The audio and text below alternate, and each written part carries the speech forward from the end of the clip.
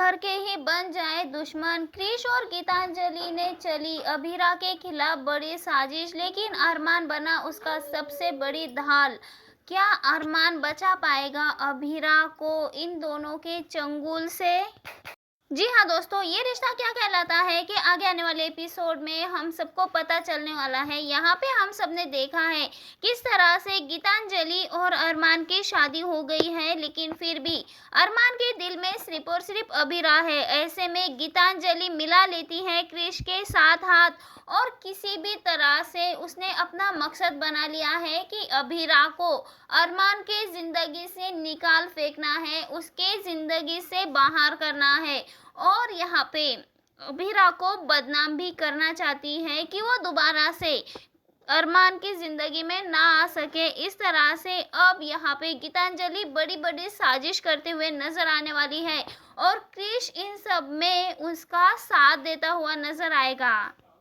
यहाँ पे क्रिश कुछ नकली सबूत पेश करता है कोर्ट में, जिसे कि ये साबित हो जाता है कि अंशुमन की मौत के लिए अभीरा ही गुनहगार है।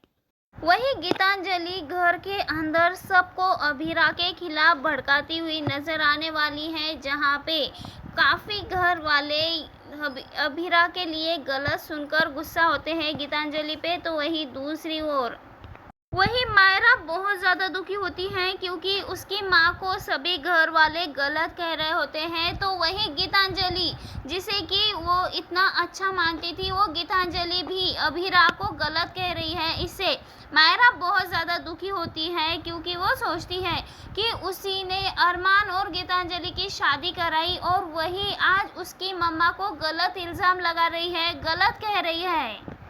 तो वही ये सारी बातें अरमान को बताती है मायरा और ऐसे में अरमान मायरा को समझाता है और उसे प्यार से कहता है कि तुम्हारी मम्मा ने कुछ नहीं किया, वो बिल्कुल सही है, और अपनी बेटी को गले से लगा लेता है। तो वही अरमान मन ही मन ये सोच रहा है कि उसे ये अच्छे से समझ आ गया है कि इन सब के पीछे कौन है, कौन जानबूझ के अभीरा को नुकसान पहुंचाना चाहता है।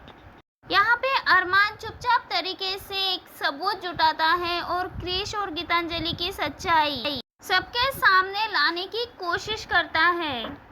जब क्रिश और गीतांजलि घर वालों को भड़काता है, तब यहाँ पे अरमान ये सारी बातें सुन लेता है और तब यहाँ पे अरमान कहता है कि अभीरा अभी तक गुनहगार साबित नहीं हुई है। यहाँ पे अरमान सबके सामने साबित करता है कि अभीरा गुनहगार नहीं है और सबके सामने कह देता है कि जब तक उसका गुनाह साबित ना हो तब तक कि उसे कोई भी गुनहगार ना कहे। और यहाँ पे दादी सा और माँ अरमान का साथ देते हैं और सबके साथ होते हैं। तो वही दूसरी ओर बुआ जी, क्रिश और उनकी बहू एक और होते हैं और अरमान और अभीरा को गलत कहते हैं, वो घर वालों के खिलाफ चले जाते हैं। और यही से अब सभी दर्शकों को ये समझ आ जाएगा कि चाहे हालात कितने भी गलत क्यों ना हो, चाहे अभीरा और अरमान दोनों साथ में हो या ना हो, लेकिन दोनों एक दूसरे की ढाल बनकर रहेंगे।